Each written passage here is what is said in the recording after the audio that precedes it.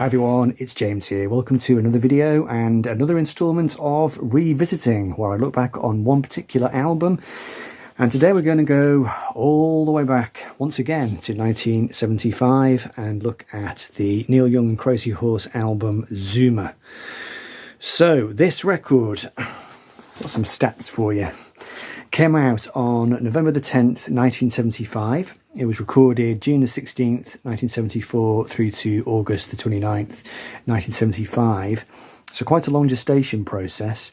Recorded at Broken Arrow Ranch, Redwood City, California, and also they did some recording at David Briggs's house, David Briggs being Neil Young's manager, near Point Dume and Zuma Beach in Malibu. And that's how the album got its title. So this record was one of the first Neil Young albums I got into. The first one was Harvest back in 1990 when I was still a student. Then I got Ragged Glory when it came out, and then I'm pretty sure this was the next one. By this point I'd moved to Leeds and was living in a attic bedroom in Kirkstall, leading rather a rackety lifestyle. Suddenly going back into Polar Bear Records, which was a little CD shop in Headingley, and I can distinctly remember going there one afternoon and picking up the CD of Zuma. I think I'd read about it in a music magazine, maybe Q magazine or Mojo, were doing a retrospective on Neil Young. This one I thought sounded really interesting, so I went up to see if I could find it, and I did. Bought it for the princely sum of £8.99, and I was really taken with it. This is possibly my favourite Neil Young album, which is a bit of a claim, really. There's something about it. There's a kind of indefinable quality to this one. The sound, the performances, the songs. There's a certain kind of magical aura to it, even though maybe taken apart piece by piece, it's not Neil's greatest album, not even of the period that we're talking about. But there's just something about it, maybe the seam of melancholy that runs through it, spoke to me back in those days. I heard it before I heard a lot of the others. I'd not heard On the Beach. Of course, that didn't really come out until the end of the 90s. I'd not heard Time Fades Away or Tonight's the Night. So really, it was my first encounter with that mid-1970s Neil Young and Crazy Horse sound. So it's kind of stuck with me, really. And it's still a record that I go back to regularly and listen to and enjoy. And the last time I heard it, which was a couple of weeks ago, it really knocked me out. So I thought, right, I'm going to do a revisiting on it. So history-wise, this album is interesting. The first Neil Young Crazy Horse album was Everyone Knows This Is Nowhere. And that record, the lineup of Crazy Horse was Billy Talbot on bass, Ralph Molina on drums, and Danny Whitten on guitar. That record had a very distinctive sound, just that wonderful meshing of Crazy Horse, this garage bar band really, with Neil's extended songs and his rock poetry. It just worked really well.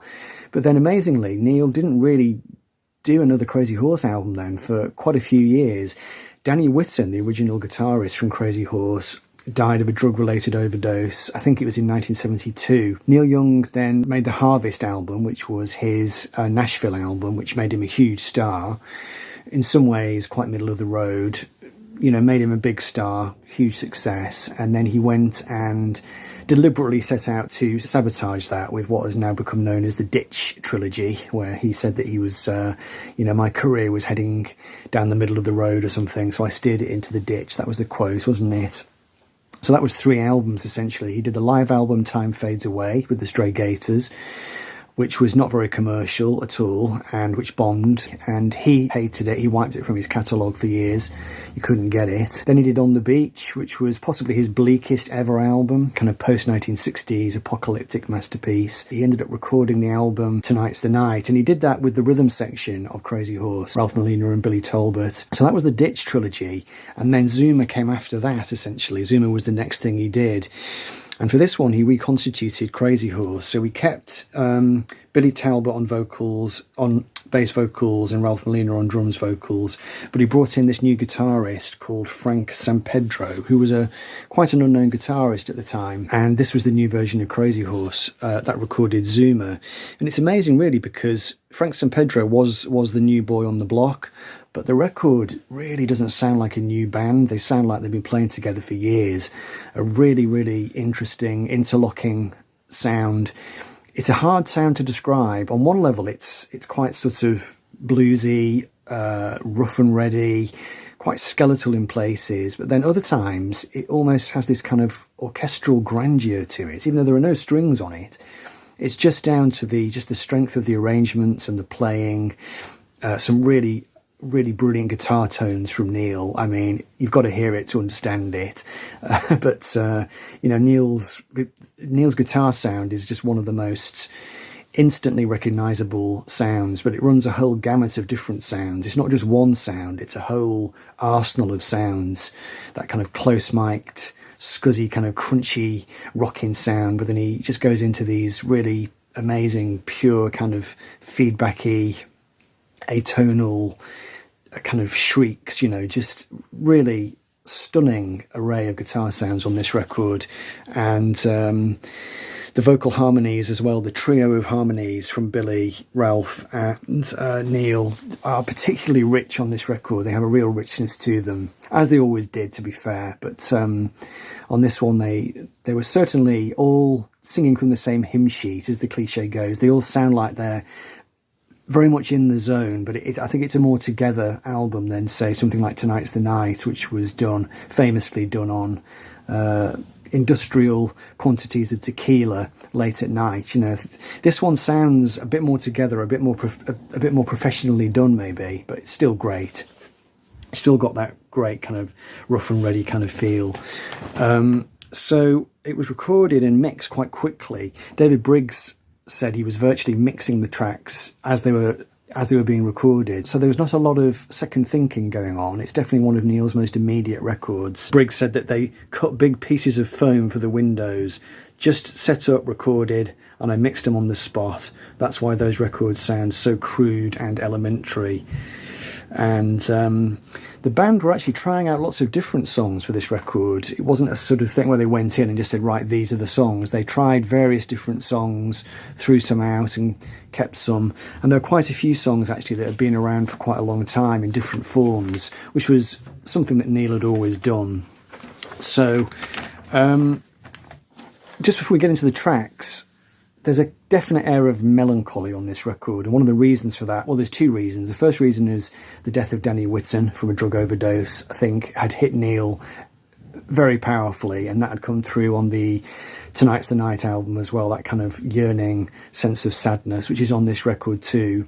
Also, Neil had split up from his longtime partner, Carrie Snodgrass, the actress, and some of the emotional fallout from that definitely bleeds through into the tracks on this album. So an emotionally resonant album for Neil, I think, and perhaps one of the reasons why it's one of his more genuine sounding efforts. There's a genuine emotion there behind the tracks, and I suppose Neil was always famous for that sense of authenticity, but on this one I think it's particularly noticeable.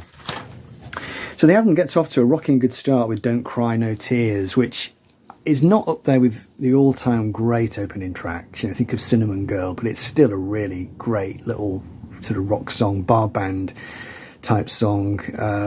Great harmonies, it just works really well as an opener.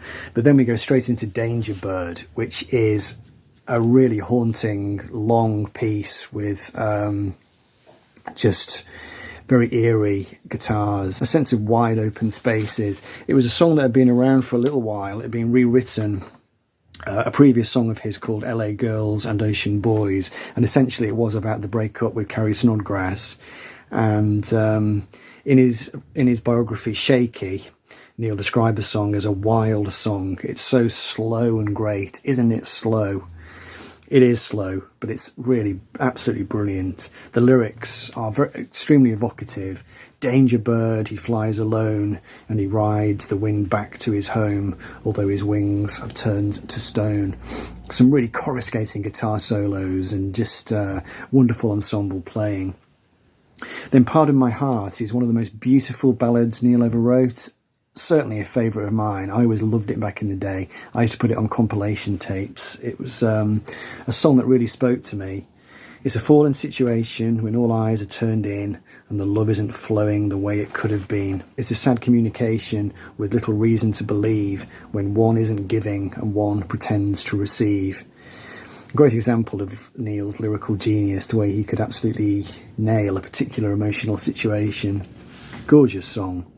Looking for a Heart is more of an upbeat country rock song, really, deceptively happy sounding. It's got quite a sunny, vibey kind of sound, but then in great Neil Young style, the lyric takes this strange, disconcerting left turn. I've been looking for a lover, but I haven't met her yet. She'll be nothing like I pictured her to be. In her eyes I will discover another reason why I want to live and make the best of what I see. So far so good.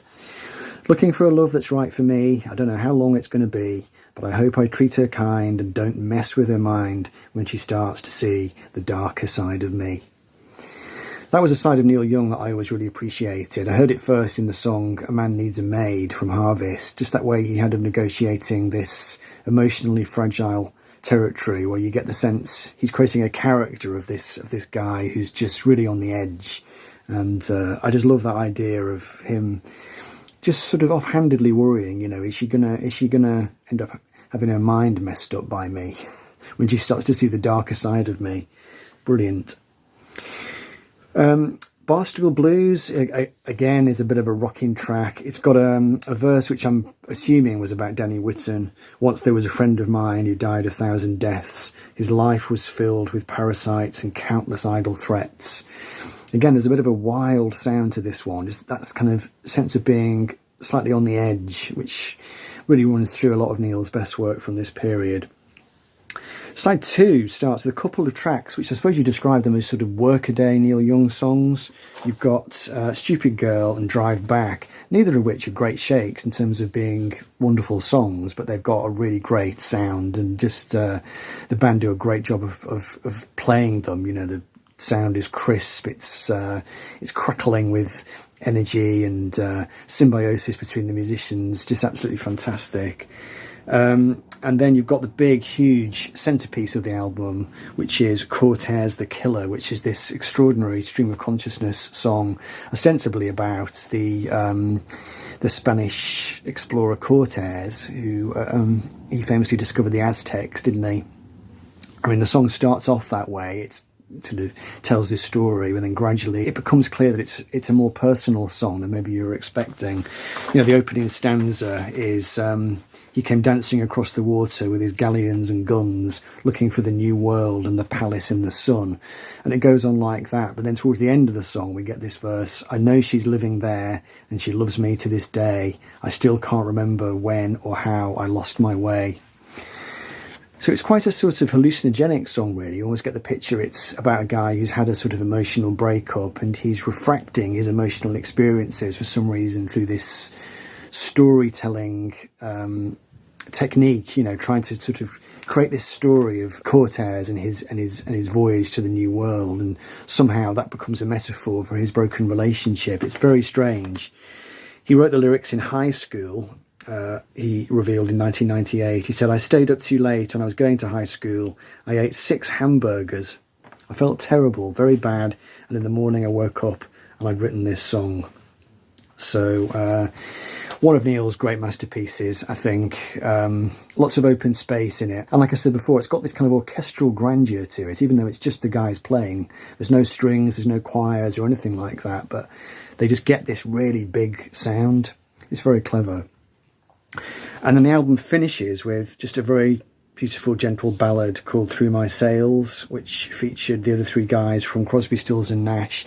They all turned up for that track. So the album artwork is worth quickly mentioning. This cover was drawn by a friend of Neil's called James Mazzio, and in some ways I think it's meant to evoke some of the themes on the album. You've got this strange bird here, which presumably is the danger bird, and it's carrying this this girl here. Is that meant to be Carrie Snodgrass? I don't know.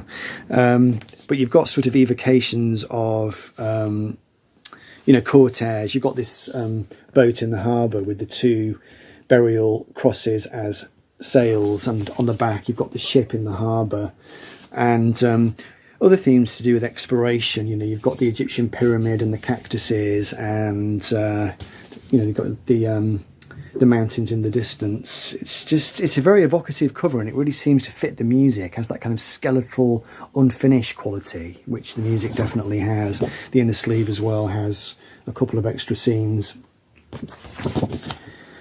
So you'll find different opinions of this cover. I did some research prior to doing the video, and there was one blog where there was a guy who said that for years and years, he avoided buying the album because he thought the cover art was so dreadful. And then when he heard the album, he heard the music, he absolutely loved it, and then he realised that the cover was an absolutely perfect mesh for it. I really like it. It's not anything like any of Neil's previous covers, really. I think it works really well. It's just a great package. It just it screams out Zuma, doesn't it? I think it just works. It works fantastically well, I think, even though it's quite primitive. So, the album was a reasonable success. It wasn't one of his biggest albums. Got to number 25 in the US, number 44 in the UK. Actually, not a great chart showing that, really. In Canada, it got to number 69. So, it wasn't a blockbuster album for Neil Young by any stretch of the imagination, but I think it was him starting to come out of the ditch a little bit. It's not a commercial album, but it's a slightly more sophisticated production maybe than some of the stuff he'd been doing, and I just think it's a very special record in Neil's catalogue. It's not one of the famous ones, and it's definitely not one of the subpar ones. It slots into the middle of the decade. It's really intriguing, almost like a little secret album, really. I don't hear too many people talking about it, so I thought it would be good fun to feature it. Let me know what you think. Neil Young, Crazy Horse, Zuma, one of Neil's best albums. How would you rank it? That's it. Hope you enjoyed the video. I'll be back soon, and take care. Bye for now.